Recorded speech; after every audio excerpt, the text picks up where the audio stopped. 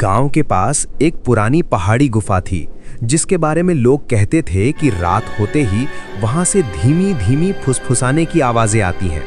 कोई कहता वहां भूत रहते हैं तो कोई कहता वो किसी पुराने खजाने की रखवाली करने वाली आत्माएं हैं। गांव के लोग उस गुफा के पास जाने से भी डरते थे, लेकिन गांव में एक लड़का था पप्पू।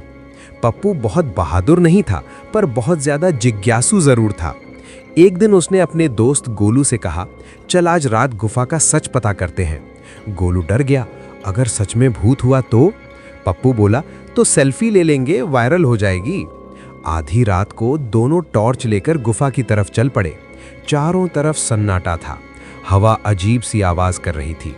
जैसे ही वे गुफा के अंदर पहुंचे, अचानक अंदर से फुसफुसाने की आवाज आई। आ जाओ। गोलू के हाथ से टॉर्च गिर गई। पप्पू, मैं तो घर जा रहा हूं। लेकिन पप्पू ने हिम्मत दिखाते हुए टॉर्च उठाई और आगे बढ़ गया। गुफा के अंदर अंधेरा इतना गहरा था कि टॉर्च की रोशनी भी छोटी लग रही थी। अचानक फिर आवाज आई, यहाँ आओ। गोलू ने डर के मारे पप्पू की शर्ट पकड़ ली। भाई अगर भूत हुआ तो?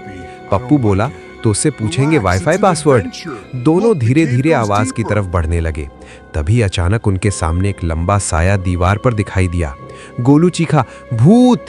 लेकिन जैसे ही पप्पू ने टॉर्च ऊपर की, दोनों कुछ सेकंड चुप रहे, फिर जोर जोर से हंसने लगे। असल में वहां एक पुराना टेप रिकॉर्डर पड़ा था जो हवा से चालू हो जाता था और उसी से फुसफुसाहट की आवाज आती थी। गोलू ने राहत की सांस ली, लेकिन तभी गुफा के बिल्कुल अंदर से एक नई आवाज आई। टेप रिकॉर्डर तो मैंने रखा था, पर तुम दोनों यहाँ क्यों आए हो? दोनों के चेहरे सफेद पड़ गए। इस बार गुफा के अंदर कोई सच में था।